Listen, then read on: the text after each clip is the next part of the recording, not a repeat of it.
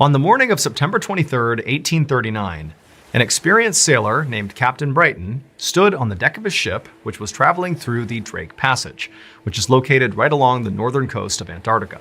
He and his crew had sailed here because they were professional whalers, and they had heard there was this massive population of whales in the Drake Passage that basically were untouched by humanity because basically nobody sailed this far. This was a freezing cold, very austere part of the world, kind of a dangerous place to be. But so far, Captain Brighton and his crew had not seen a single whale. And on top of that, the Drake Passage had proven to be as dangerous as expected. Just the previous night, the ocean around the ship had literally frozen, basically anchoring the ship in place. And so when this happened, Captain Brighton realized there was nothing they could even do about this. I mean, they were stuck. And if this didn't break up soon, they'd be stuck here all winter potentially, and it was unclear if they could actually survive that. But fortunately, also the previous night, this massive storm rolled in, which, that's dangerous in and of itself. But the severity of the storm was actually a good thing because it broke up the ice around the ship and allowed Captain Brighton to sail away. And so now, that morning, the ocean was again, liquid, so they were able to move around. But Captain Brighton had a very difficult decision to make. Again, so far they have not caught any whales, and they've invested a lot of time and money to get out here. But, if he stayed out here much longer, he knew they could potentially get stranded again, and he just couldn't let that happen. And so he needed to decide if he was going to keep on sailing further into the Drake Passage to maybe find a couple whales, or leave now before it was too late. But as Captain Brighton weighed his options, he suddenly noticed something over the horizon. There was this dark shape. And at first, he actually thought he was hallucinating, because really, there's nothing else out here. It's just him and ocean and ice. That was it. But as he continued to stare in the direction of this dark object, which was actually getting closer to him, he realized it was a real thing, and in fact, it was another ship, which was really surprising, because again, nobody really comes out here. And so his instincts were, okay, this has got to be a rival whale ship. I mean, that's the only other people who would come out here. But as he continued to stare at the ship, as it got closer, he realized it was not a whale ship. It was actually a schooner, which is a ship designed for traveling. But as Captain Brighton stared at the schooner that was getting closer and closer, he saw it was in pretty rough shape. I mean, the hull and the sails were very tattered. I mean, there was something off about the ship. But Captain Brighton was thinking, hey, I know you can get trapped in the ice out here. It happened to them the night before. Maybe this crew has gotten trapped in the ice. They've been stuck out here for who knows how long. They could be in pretty rough shape. And Captain Brighton knew they actually did have, at least at that moment, quite a bit of supplies, at least some to spare. And so he called out to his men to ready a dinghy and get some supplies because they were going to go over to this schooner and basically offer up some extra supplies and also check in on them and make sure they were okay. And so once the supplies were packaged up and put on the dinghy, Captain Brighton, along with 4 other men, hopped in the dinghy and they began paddling over to the schooner. And as they got closer, the waves were pretty bad.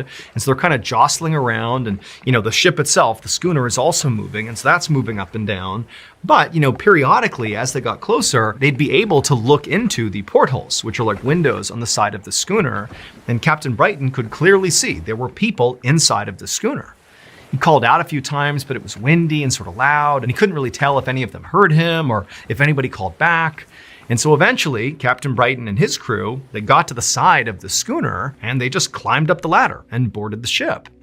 And once they were on the ship, once they were on the deck of the schooner, they're looking around and everything was in working order, albeit sort of tattered and in rough shape. But the weird thing was nobody was out on deck. They had seen people in the portholes, which was inside the ship, but there was nobody above deck. And so Captain Brighton's thinking, okay, this is pretty weird here, but we clearly just need to go inside and talk to someone. And so Captain Brighton and his men walked across the deck to this door that led into the ship. It actually led into the captain's quarters, at least, based on basic ship construction, that's what they expected it to be. And so Captain Brighton, he gets to the door, he knocks and calls out, announces that they're here with supplies and just to make sure everybody is okay. But there's no answer. All they can hear is the slapping of the water against the ship. There's no voices, there's nothing. It's silent on the ship. And so Captain Brighton eventually just opens up this door, and sure enough, he looks into this dark space, and it's the captain's quarters. And there's a desk towards the back of this room, and there's a man sitting at the desk with his back to them. And so Captain Brighton, he takes a cautious step into the captain's quarters and he calls out to this man who clearly appears to be the captain.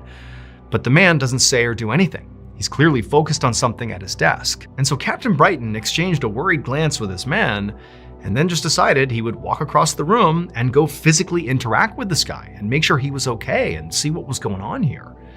And so slowly, Captain Brighton began walking across the room, and as he did, he called out a few more times to this man who appeared to be the captain, but he didn't get a response.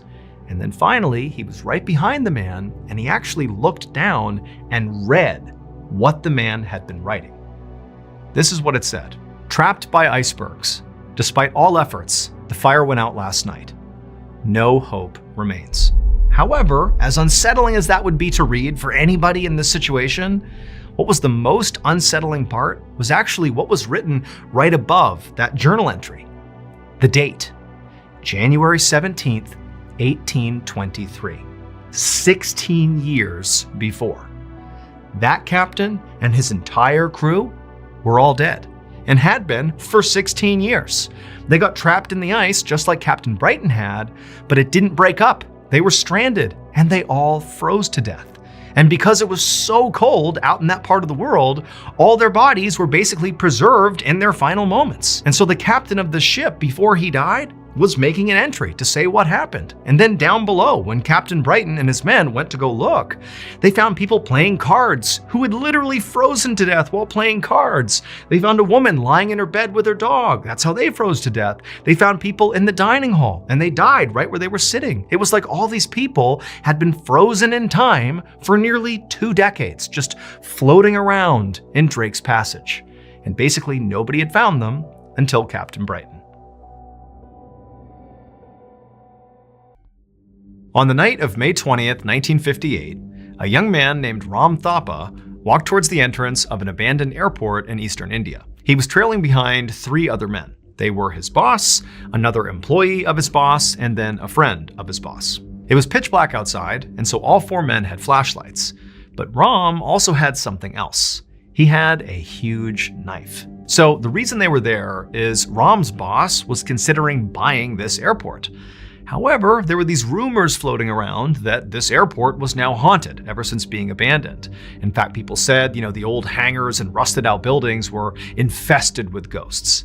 Now, Ram totally believed that this place really was haunted, but Ram's boss wanted to go and check it out, before he actually considered really buying this place. And so he had recruited these 3 other guys, Ram included, to go basically on a ghost hunt. And so going into this, Ram's boss and the 2 other men, they're sort of like, okay, this is intriguing. It's kind of funny that we're going on this ghost hunt. But Ram, he was terrified. He did not like the idea of going into this airport, especially at night. He fully believed there were ghosts out here. He had brought the knife along to protect himself from ghosts. But his boss was basically telling him that he had to go, and so Ram was there. And so Ram's boss reached the gate, he unlocked it, and pushed it open. And as it slowly swung open, it made this horrible creaking sound, and for the first time, all 4 men are getting an unobstructed view into the actual property. And it's totally, again, pitch black, and they're shining their lights inside, and all they see are just these old hangars and different big buildings and broken down planes, but there's no movement. It's totally dark and it's quiet. And so Ram's boss and the other 2 men, they're walking along, and Ram's in the back, and he's so uneasy, he feels practically sick to his stomach.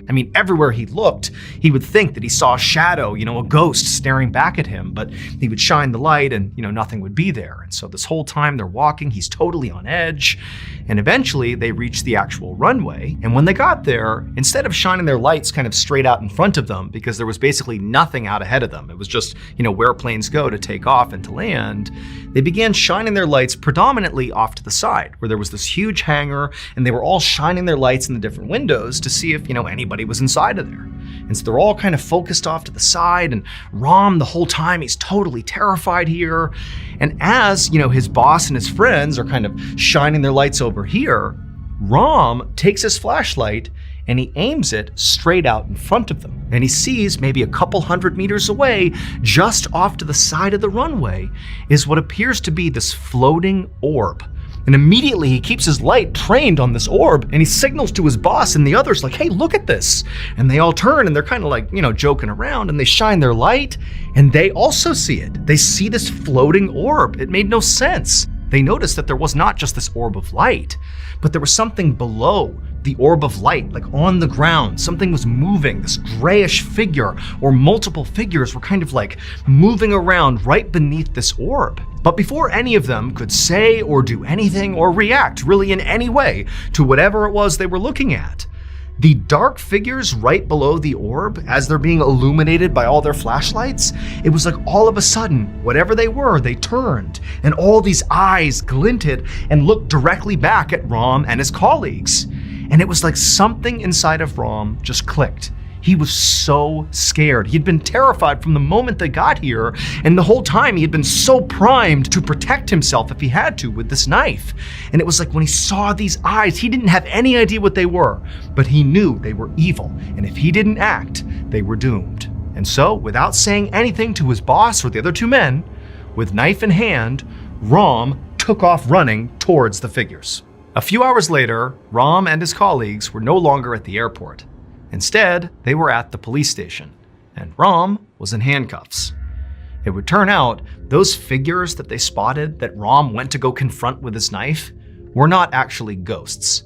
Instead, they were 3 women who had come onto the airfield as well, but just to pick flowers. That orb of light that the men had seen was just their lantern. Rom had been so convinced they were ghosts that he had taken off and attacked them with his knife, believing he was not only protecting himself, but protecting his boss and the other 2 men. However, he had been wrong. These were just women, and he killed one of them and severely wounded the other 2. And so ultimately, he was charged with murder and assault. However, when he went on trial, he was actually acquitted of all charges because the jury genuinely believed that Rom actually thought he was attacking ghosts, not people.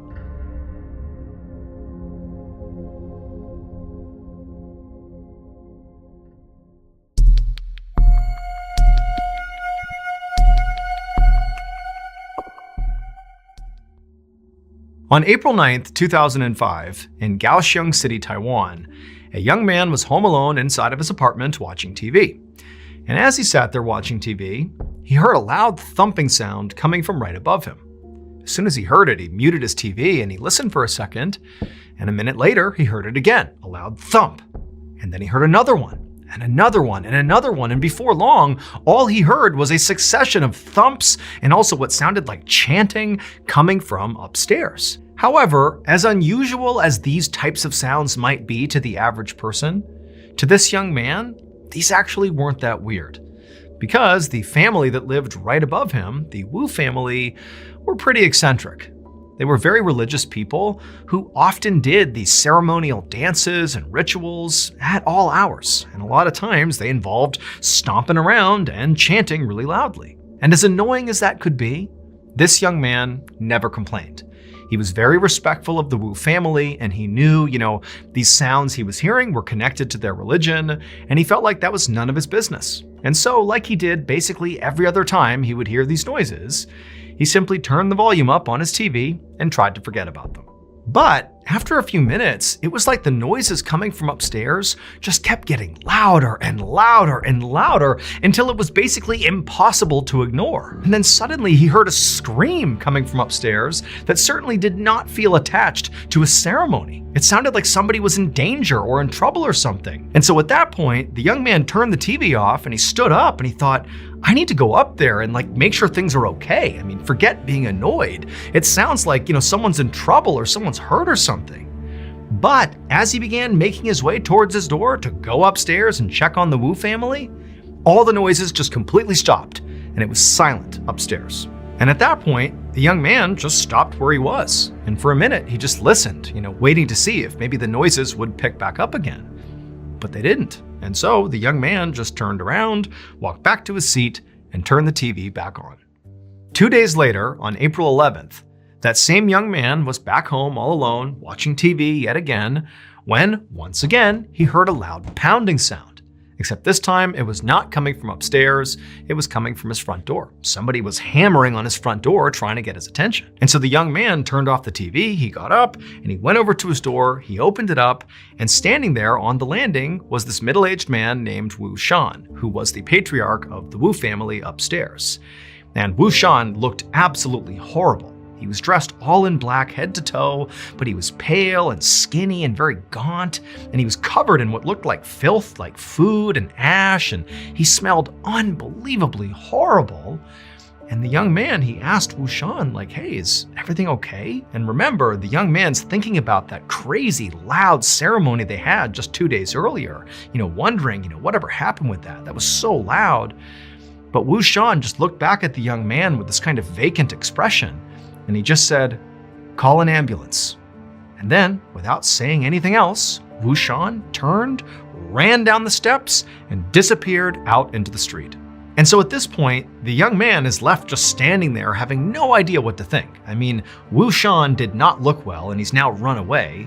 And again, this young man is thinking about that bizarre ritual he overheard a couple of days ago that just kind of stopped abruptly after screams were heard. Now he's being told to call an ambulance, and so he's thinking, I better go upstairs and make sure things are okay before I do anything else. And so the young man left his apartment, went upstairs to the Wu family's apartment, and the door was shut. But even standing outside the door, he began to smell that same absolutely horrible smell that he smelled on Wu Shan. And so he knocks on the Wu family's door, he's kind of covering his nose, but he doesn't get a response, nobody comes to the door. And so after looking around, he just tried the doorknob, and he found it was unlocked. So, pretty apprehensively, but knowing he needed to see what was going on here, he opened up the door, and right away he's hit with another wave of just this disgusting smell. He can barely breathe, but nonetheless, he steps into the house and he calls out to anybody, anyone come over here and tell me what's going on. But nobody called back, and he kind of looked around the family's apartment, and it was totally filthy. There was just this grime all over everything, and he made his way all the way into the living room, and there he stopped, because in the middle of the living room on the floor, he saw something that he just simply couldn't believe. It would turn out the Wu family had performed a ritual 2 days earlier. That was the sounds that the neighbor downstairs had been hearing. Those loud stomping and screaming, all that stuff was a ceremony like the family was known to do. However, that ceremony got totally out of hand. So in the weeks leading up to that ceremony, one of the Wu family's daughters came down with an illness. And because the family didn't have a lot of money, they couldn't send her to the doctor. And after a couple of days, when she didn't get better, the family decided that, okay, well, she must not be physically sick. She must be spiritually sick, meaning she was possessed by a demon. And so at first, they tried some ceremonies to ward off this demon, but it wasn't really working. And then before long, the rest of the members of the family began complaining that maybe they too were also possessed by the same demon. And before long, that was the belief that the entire Wu family shared, that they all were possessed by demons. And so on the day the downstairs neighbor heard all that stomping and chanting and screaming, that was the day that the Wu family performed a big group exorcism to try to get rid of these demons once and for all from all of them. But the way they did this exorcism was truly horrifying. They believed that the one thing demons were afraid of was filth. And so they decided that if they filled their bodies with enough filth, the demons would leave. And so the Wu family, as they chanted and stomped around and screamed, began consuming their own feces. And when they would vomit it back up again, they would just swallow it right back down for hours and hours and hours. What the downstairs neighbor actually discovered inside the living room of the Wu family's apartment was the daughter, the one who originally had gotten sick, and she was laying on the ground and was deceased. And during the autopsy, they would discover that her airway was totally blocked by feces and vomit.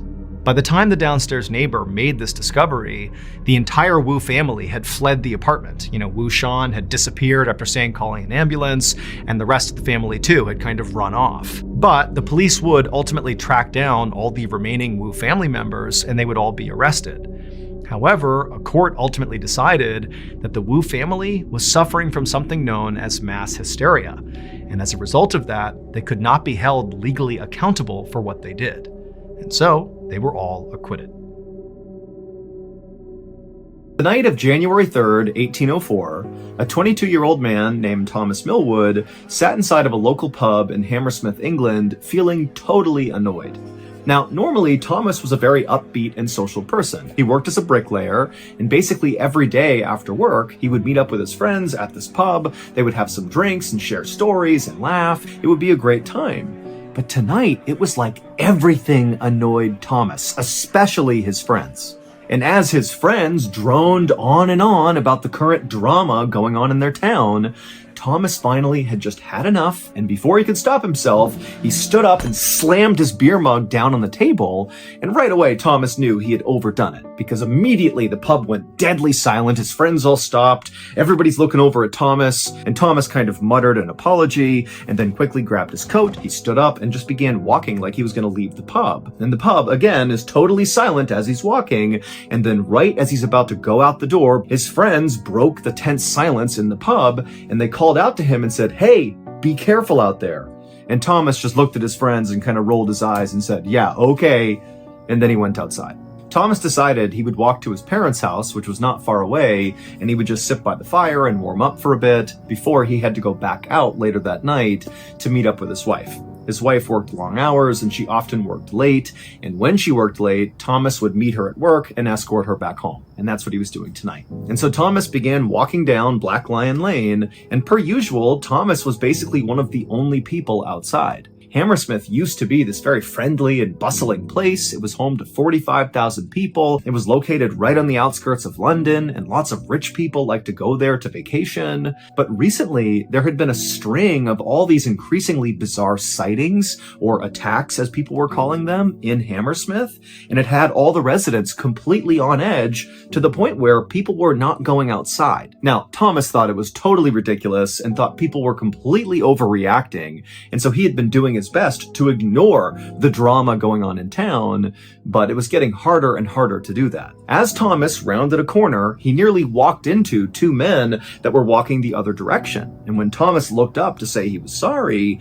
one of the men screamed, "Get back!" And he was holding a club in his hand, and the other guy had a pistol in his waist, and he had his hand on the pistol grip. Thomas instinctively threw his hands up to show he was not a threat, at which point the man lowered his club, and the other guy took his hand off his pistol, and one of them said to Thomas, "Hey, it's dangerous to be out here alone. You should not be out here by yourself." And then before Thomas could say anything to them, they quickly walked past him and disappeared around the corner. By now, Thomas was only a few houses away from his parents' house, and so he just kind of brushed off the incident and sped walked his way to his parents' house, kind of cursing the two men under his breath for their ridiculous warning about how dangerous it was out here. A minute later, Thomas arrived at his parents' house, and he walked up to the door, and normally his parents would keep the door unlocked, but when he tried it, it was locked, and then a second later, he heard his sister, Anne, inside the house coming to the door, and she called out through the door, "Who's there?" And Thomas is like, "It's me, Anne." But apparently that was not enough, and Anne called through the door, "Well, I don't know if it's really you, so back up so I can see you through the peephole." Thomas rolled his eyes, but he did what his sister asked. He stepped back and allowed her to see his whole person through the peephole, at which point he heard Anne fumbling with the lock. The door was unlocked. She opened it up. Thomas stepped inside, and his sister immediately shut and locked the door behind him.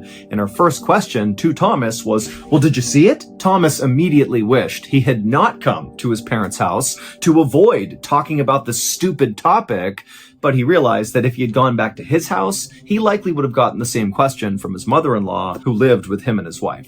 Because actually, it didn't really seem to matter where you went in Hammersmith or who you talked to, because the conversation was always going to be the same. It was going to be about these attacks, because the people of Hammersmith were absolutely convinced these attacks were being committed by a ghost. It all started about 2 months earlier when somebody spotted this mysterious figure lurking in the church cemetery.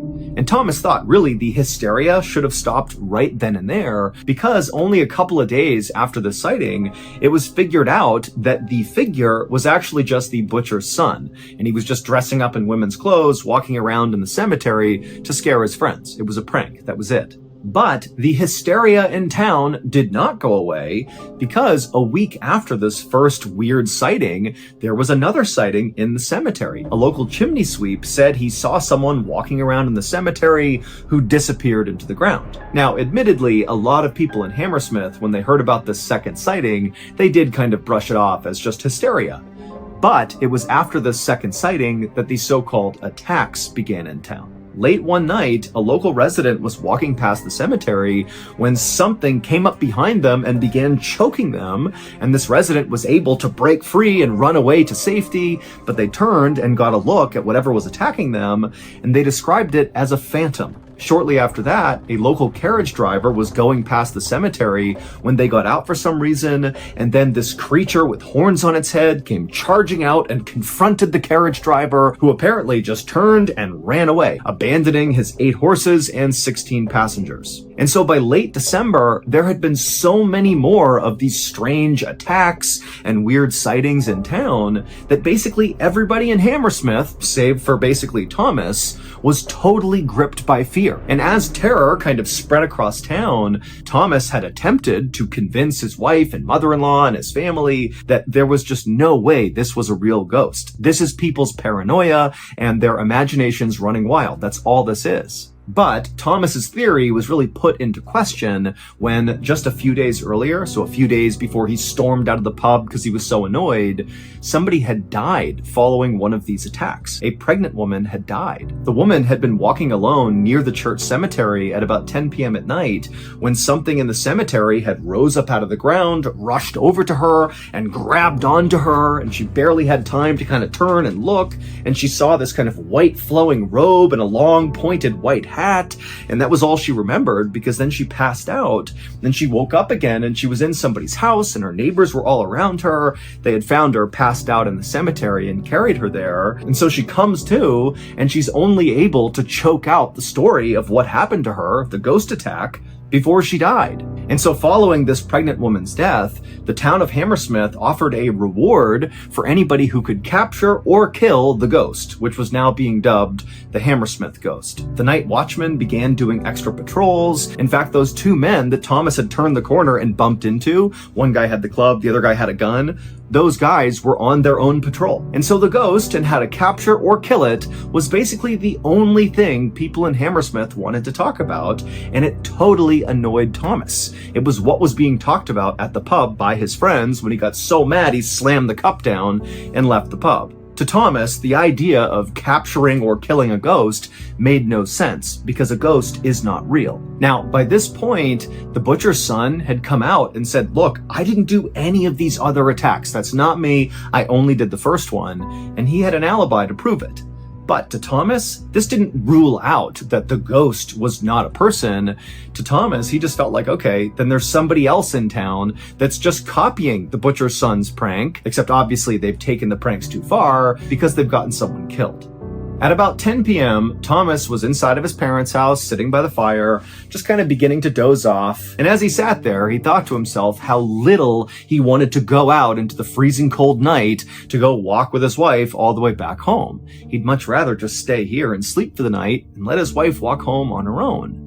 But when he floated this idea to his sister Anne, who was standing nearby, she exploded on him and was like, are you kidding me? You're going to let your wife walk home alone in this environment? She's going to be the next victim of the Hammersmith ghost. Get out there and protect your wife. Thomas was like, okay. And he got up, he grabbed his jacket, and he walked outside. As soon as Thomas was outside, he was feeling so annoyed at the current situation that he found himself thinking, you know what? If I run into that stupid Hammersmith ghost, the person disguised as a ghost, I'm gonna bum rush them and beat them up. And it will prove to the entire town that there was never any ghost. It was just a person the whole time. And so Thomas began walking briskly down the road. He turned onto Black Lion Lane, and immediately he saw this big bush off to the side of the road on the sidewalk, and he could have sworn behind this bush there was something or someone crouched down, like they were trying to hide. And so Thomas stopped and he squinted in the direction of this bush, and then at some point he saw movement enough to confirm to him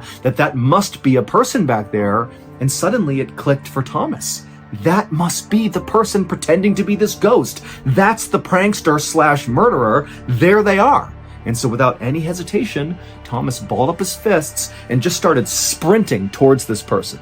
At virtually the exact same time, Anne, Thomas's sister, was still in their parents' house, and she was looking out the window kind of roughly in the direction that Thomas had gone, and she heard this loud scream that sounded like a man. Now, she couldn't see her brother, but she's thinking, oh my God, it's coming roughly from the area where he went. What if he's getting attacked by the ghost? And so she bolted outside. Just a couple of minutes after that, a big posse of men came tumbling out of that pub where Thomas had been drinking earlier that night and got really mad and slammed his cup down.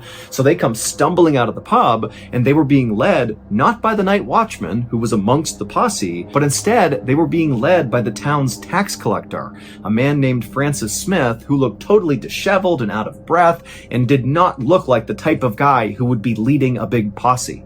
But here we were. He was leading this posse, and he took them down the road, and they turned the corner onto Black Lion Lane, and as soon as they looked down that same road that Thomas had been on and then seen the person in the bush, the posse, they stopped because they saw a body in the middle of the road, and it didn't appear to be moving. And then crouched over the body was this dark figure that was kind of hunched over this body. And the figure turned and it looked at the posse and let out this unbelievable scream. And the posse just kind of backed up and didn't know what to do. But then the night watchman broke ranks and just began sprinting at the creature that was perched over the body. And the watchman tackled the creature onto the ground and kind of pinned it there. At the same time, the rest of the posse, seeing an opening, rushed over to the body in the road to see if maybe they were alive and if maybe they could help this person. But unfortunately, when they got to the body, they could tell this person was dead. The posse believed they had just discovered the latest victim of the Hammersmith ghost and the Hammersmith ghost themselves, the black creature that the watchman tackled onto the ground. But they were wrong. When Thomas had rounded the corner onto Black Lion Lane and he looked into that bush and he saw that figure moving around, it really was a person. It was not a ghost, it was a human being. It was Francis Smith, the town's tax collector, and he was hiding behind the bush. However, Francis was not hiding behind the bush because he was pretending to be the Hammersmith ghost, like Thomas was assuming, which is why he ran after him. Instead, Francis was hiding behind that bush because he was basically laying in wait for the Hammersmith ghost. He was hoping the ghost would walk past him and he could run out and capture or kill this thing and get the reward. Basically, Francis was doing the same thing Thomas was doing.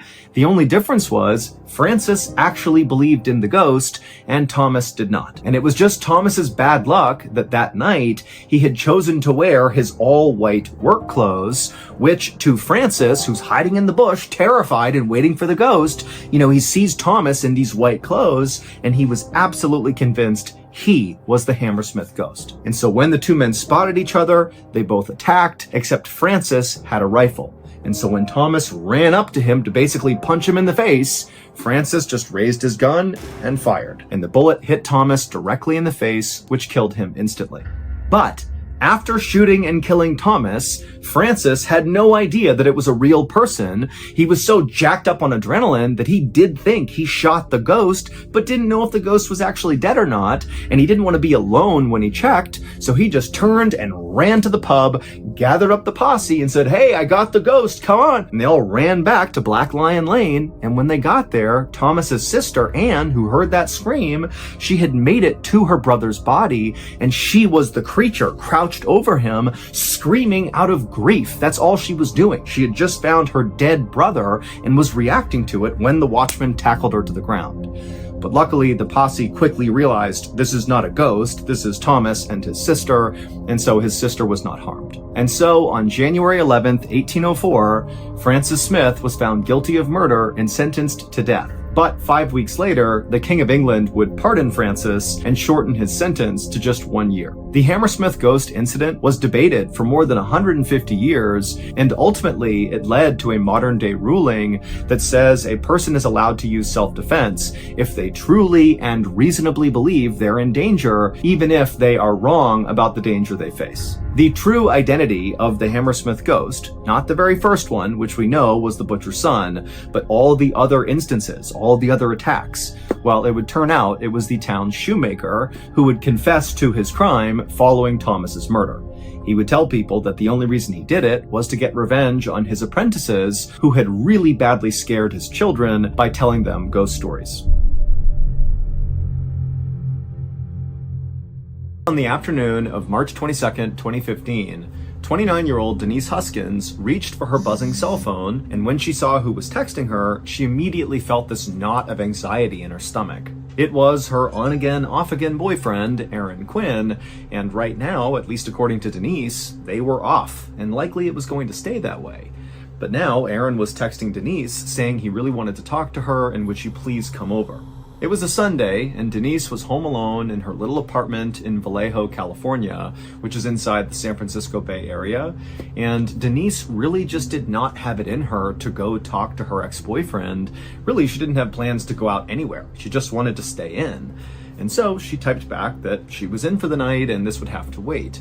But as soon as she sent that text, immediately she got another text from Aaron. For a long minute, Denise just sat there on the couch looking at her phone, wondering what she was going to do. Denise and Aaron had met the previous summer after Denise had moved to Vallejo from Boston, Massachusetts to work at a hospital in Vallejo called Kaiser Hospital. Denise had her PhD in physical therapy, and Kaiser Hospital had a great physical therapy program, especially for people with brain and spinal cord injuries.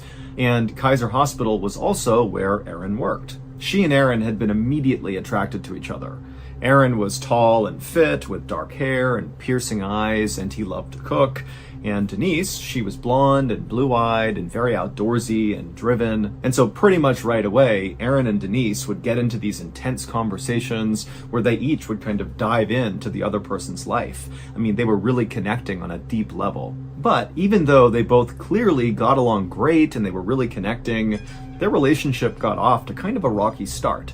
Aaron had actually been engaged to be married before he met Denise, but Aaron's fiance had cheated on him, and so he had ended the relationship, and it was during that time, right after this relationship had ended, that he met Denise. And so Denise was kind of like a rebound, and she kind of felt like a rebound.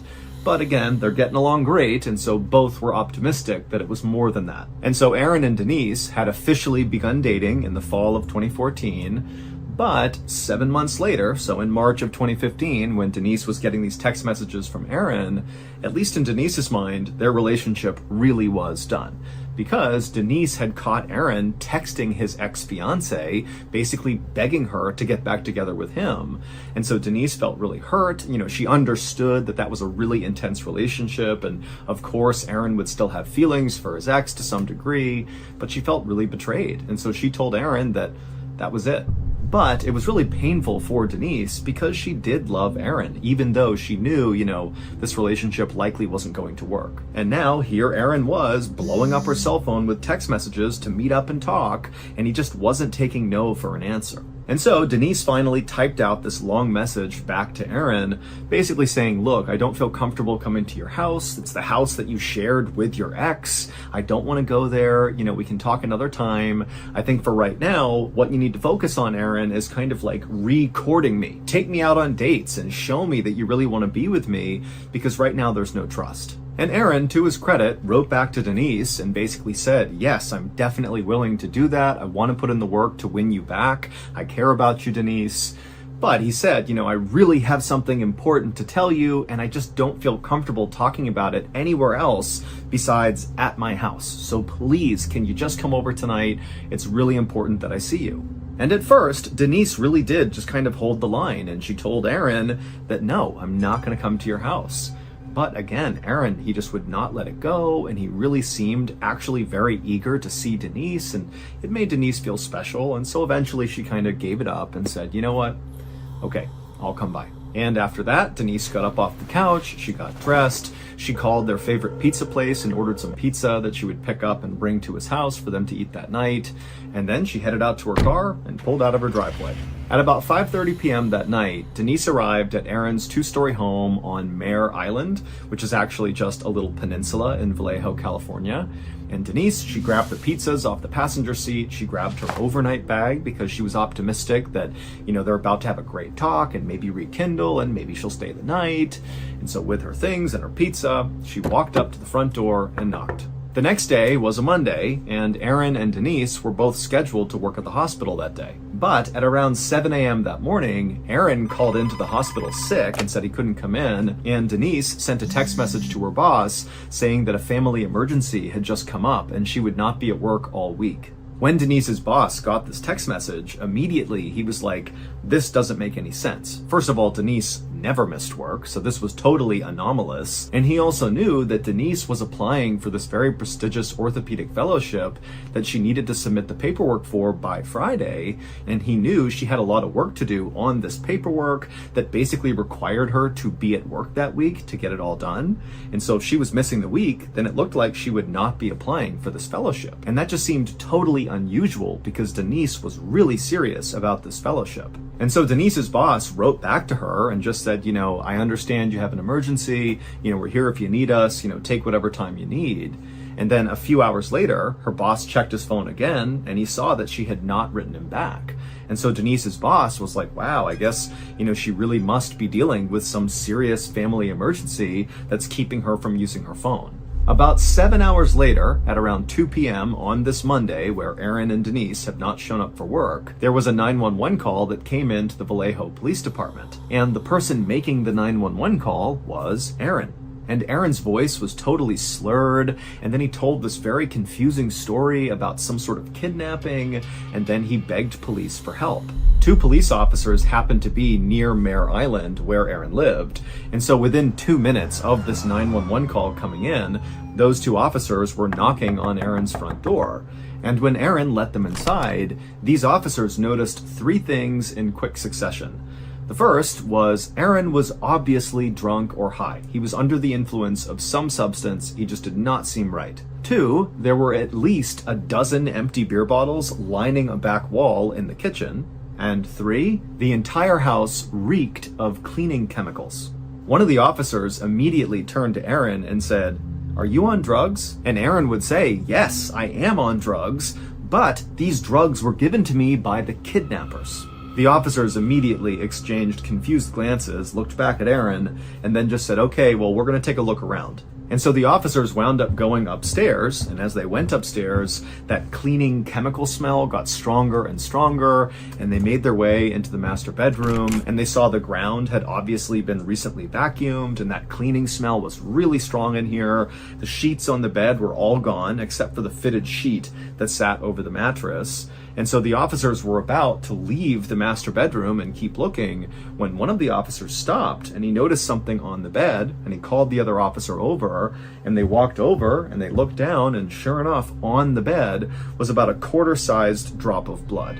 The police officers left the master bedroom and they went back downstairs where Aaron was, and they walked up to him and said, "Okay, tell us again what happened with these kidnappers and what's going on here." And Aaron would launch into a totally bizarre story. Through slurred speech, Aaron would say 12 hours earlier, so around 3 in the morning that morning, so early Monday morning, Aaron said he was in his house with his girlfriend, Denise, when suddenly these men wearing wetsuits broke into the house, and they immediately tied up Aaron and Denise and then made them wear these goggles that had been all taped up, so once they were on your face, you couldn't see anything. Aaron would tell the police that the intruders, in addition to wearing wetsuits, they also were carrying guns, tasers, also laser pointers, and also very high-powered flashlights. And so when they came in, there were all these lights and beams everywhere. I mean, it was totally chaotic. Aaron then explained to police that after he and Denise had been tied up and had these goggles on,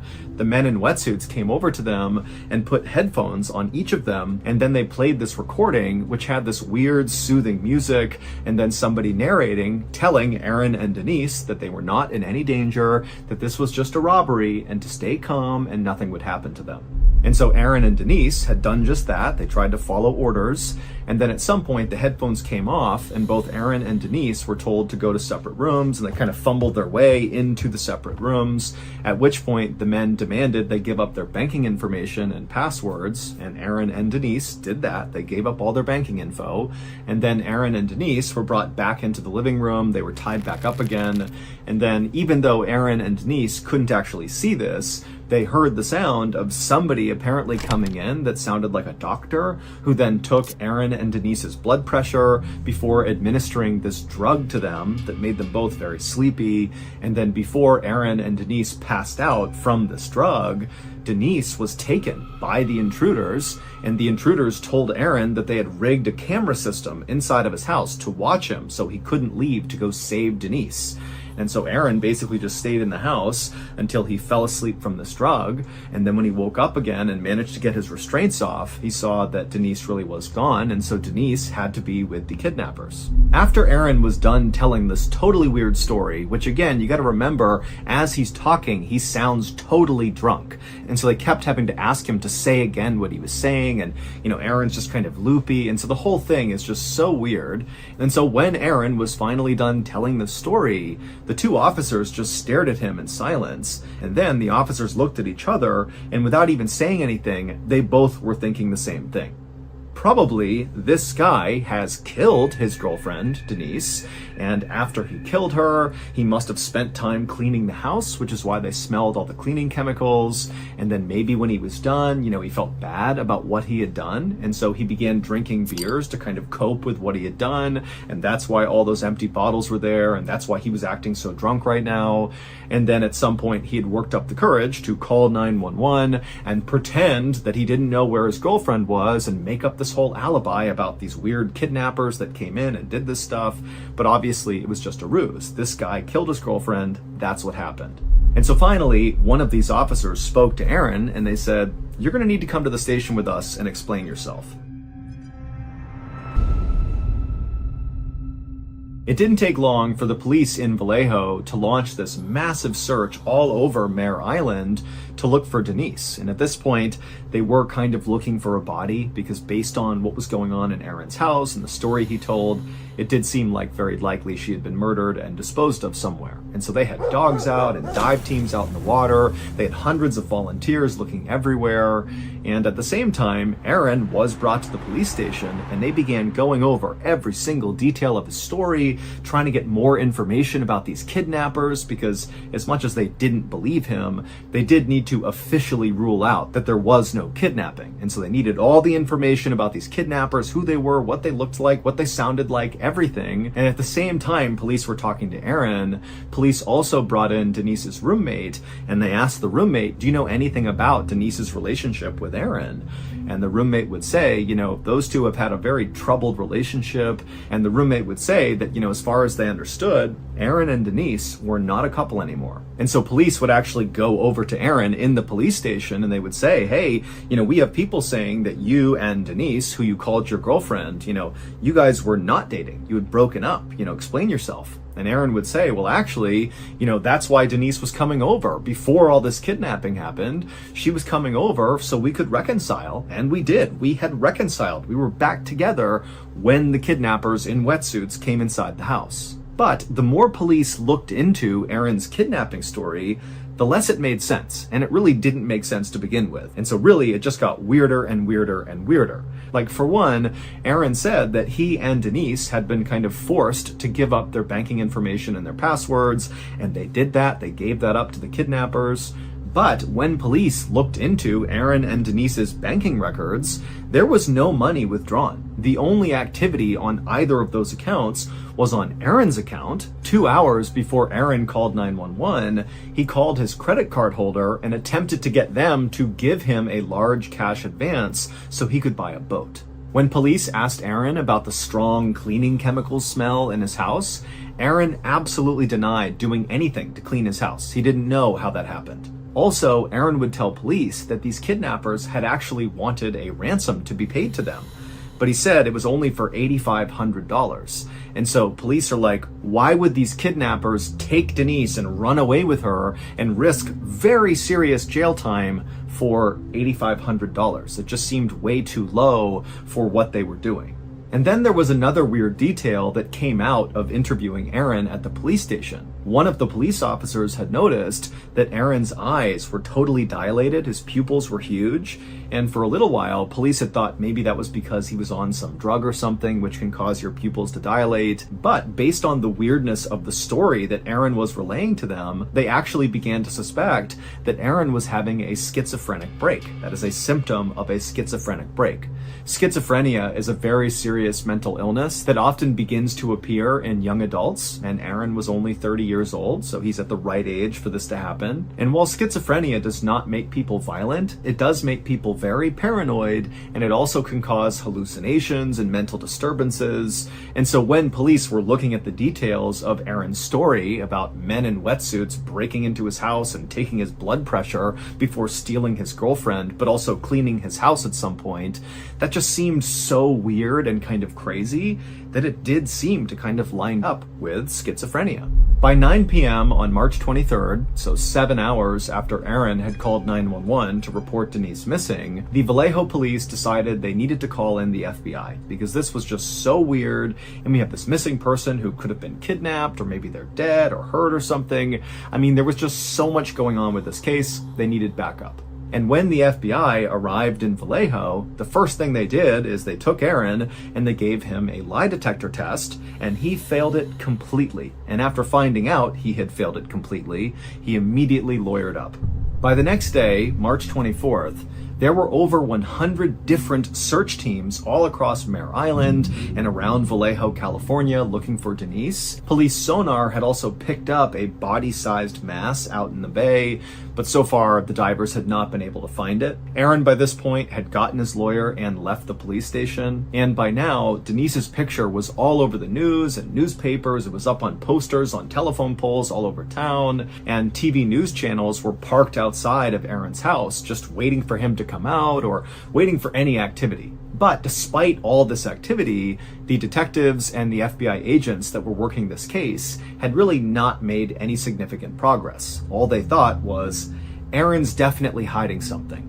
But then something changed. A little bit after noon on March 24th, a reporter for the San Francisco Chronicle, who was camped outside of Aaron's home, got a very weird email. The email was from the kidnappers, the wetsuit-wearing, blood pressure-taking kidnappers who broke into Aaron's home and took Denise.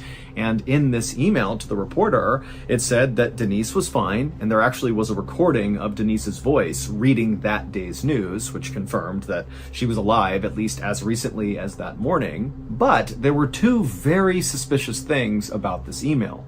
The first one was the recording of Denise's voice, the proof of life recording. Well, she did not sound in any way stressed. She sounded utterly calm, like she was reading the news, like it was completely no big deal. Earlier today, there was a plane crash in the Alps. And the second thing that was very suspicious was the email address the kidnappers had used to message this reporter was an email address that belonged to Aaron. When this reporter told police about this, investigators were like, you know what, this actually doesn't make this any more clear. This makes things exponentially more confusing. Denise did appear to be alive, which was a good thing, but it now really appeared that Aaron was involved in whatever was going on here, and based on how calm Denise sounded on this recording, she could be involved in it too. And investigators' suspicions only grew when they went to Aaron and they asked him, have the kidnappers tried calling you at any point? And Aaron would say, yes, they have, and he showed them his phone. Well, the police would trace the phone calls that Aaron claimed had come into his cell phone from the kidnappers, and when they traced the kidnapper's number, they found it was connected to a burner phone. A burner phone is something that drug dealers will use because it's totally anonymous. It's like a one-time use cell phone that you use temporarily, you have this number temporarily, and then when you're done with the phone, there's no history that you personally had that cell phone. But police were clever, and they figured out where this burner phone was actually purchased from, and it was purchased from a nearby Target, and they looked at the security footage of around the time when this burner phone, was purchased from this Target, and they saw the person who had bought it walk out of the store. And the person who had bought this burner phone was this white man who was tall and fit with dark hair, and it basically looked exactly like Aaron. And then, 2 days later, on March 25th, Denise herself walked up to her mother's home in Huntington Beach, California, which is roughly 400 miles south of Vallejo, California, where she went missing. And so Denise's mother was not home when Denise showed up on her doorstep, and so Denise wound up going to the next door neighbor and using their phone to call her father. And Denise's story that she would tell her dad was even more bizarre than Aaron's story. She said she had been held captive by 4 men in this small room, and these men would tell her that they were simply doing a task for a client, and what they were doing now with her was just following their protocol. Denise would tell police that she was well taken care of while she was in captivity. They let her eat food, they gave her water, they even let her shower and brush her teeth. Denise initially was very open to speaking to Vallejo police detectives about what happened to her, but when they said the FBI really wanted to talk to her and they would literally send a jet to her in Huntington Beach and fly her back to Vallejo, she refused. And then, like Aaron, she immediately lawyered up and stopped talking. And so by this point, all the investigators are like, there's no way these two actually got kidnapped. This whole thing is some weird, elaborate hoax, and now they know they've been caught, and so they're going quiet. And so that night that Denise was found, on March 25th, the Vallejo police held a press conference and told the public that they do not believe these two were ever kidnapped. They don't really know what happened, but at this point they are not pursuing kidnappers, and the public should not be worried about rogue kidnappers in the area. But after this press conference, the police couldn't help but think to themselves, why would these two people who are successful, they come from good families, they have loads of future prospects, their lives were good.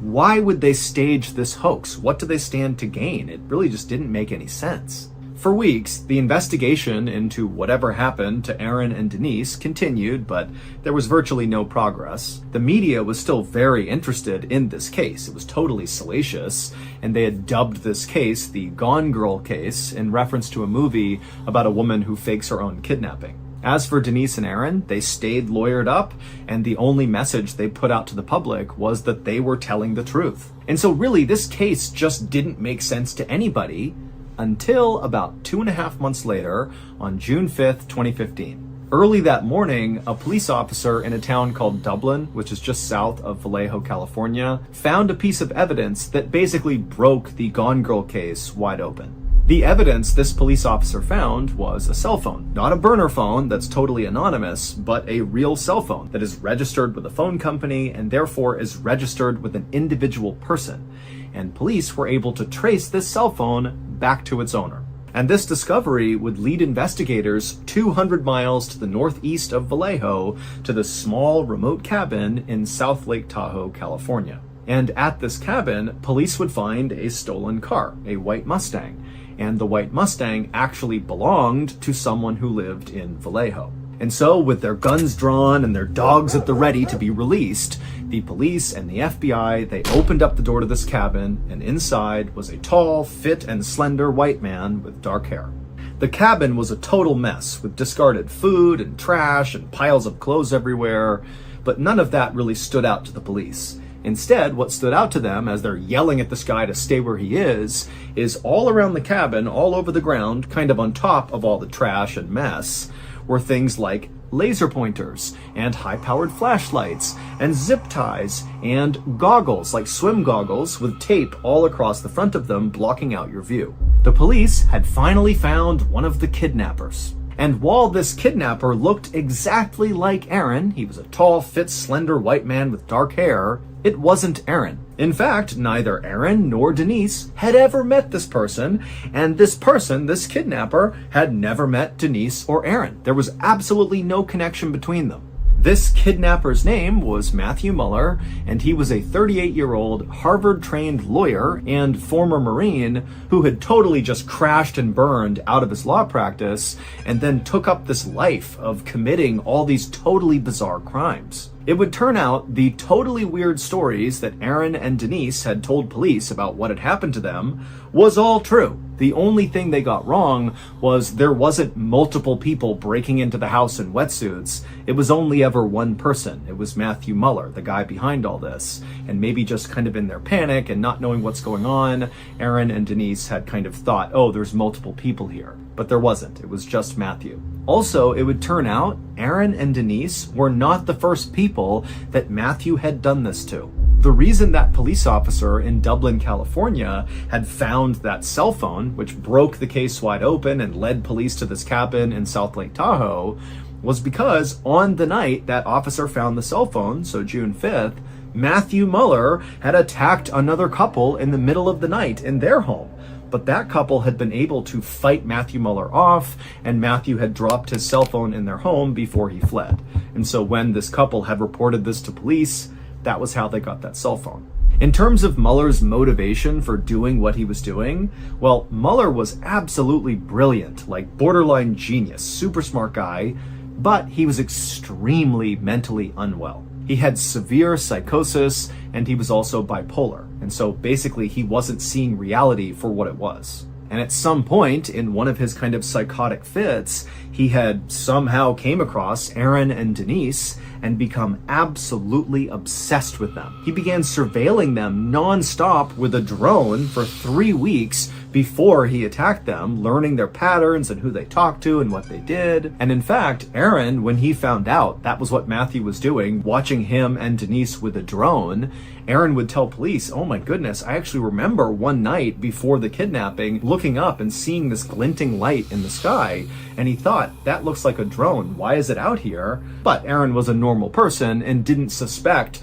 that somebody who was totally unhinged was spying on him with a drone, and so he had forgotten about it. And so after Muller had surveilled Aaron and Denise for 3 weeks using his drone, he was ready. And so in the middle of the night, he broke into Aaron's house wearing a wetsuit. He tied up Aaron and Denise, and he put those goggles on both of them so they couldn't see anything. And then he put on those headphones on both of them that played the soothing music and also had that narration where it was telling them, hey, you're going to be fine. This is a robbery. Just stay calm and do what you're told. But after these headphones went on both of them, Matthew would sexually assault Denise. And in fact, at least one other victim of Matthew Muller has come forward since his arrest to say that she too was sexually assaulted by Matt.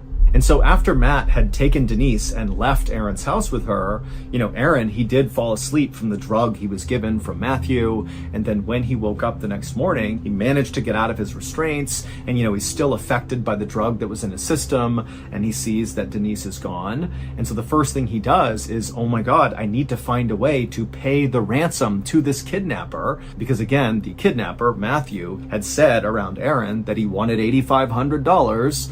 And so Aaron thought he could get that money. And so he called his credit card company and asked for that cash advance for $8,500 to pay this ransom. But when they asked Aaron why he needed this money, he didn't want to give up that it was for a ransom because he didn't want the kidnapper to know that he had talked to authorities. He was worried about Denise. And so kind of in a panic, Aaron just told the credit card company that he was buying a boat, but really it was for the ransom. Also, Aaron was the one who called in to Kaiser Hospital for both him and Denise, saying they were missing work. He did this because Matthew at some point had instructed Aaron that he would have to do that or something would happen to Denise. And so again, he's just kind of following the instructions, hoping that he can get Denise back. As for the email that the San Francisco Chronicle reporter got that apparently was from the kidnappers, but was sent from Aaron's email account, well, that really was the kidnapper, Matthew Muller, sending this email to the reporter. He just used a special program to basically hijack Aaron's email address. And as for Denise sounding very calm in her proof of life recording that was attached to that email, well, the thought is Denise was very likely in shock at the time she was asked to record this, and so it sounded like she was relaxed, but really she wasn't. Also, just a random side note that I'm sure some of you will have questions about. We don't know why Aaron's house smelled like chemicals. It's assumed that, maybe when Aaron and Denise were all tied up and couldn't see anything because of their goggles, that Matthew Muller, I guess, walked around their house and cleaned it, but we don't know for sure. Matthew Muller is currently serving a 40-year sentence in prison for federal crimes, and just recently he was sentenced to an additional 31 years in prison for state crimes that were in connection to the kidnappings of Aaron and Denise. Aaron and Denise would go on to sue the city of Vallejo, California for basically mistreating them. You know, they had been telling the truth the whole time, but nobody took them seriously, and they would win $2.5 million. Aaron and Denise would go on to get married, they would have a baby, and they would write a book together about their experience, which is called Victim F: From Crime Victims to Suspects to Survivors.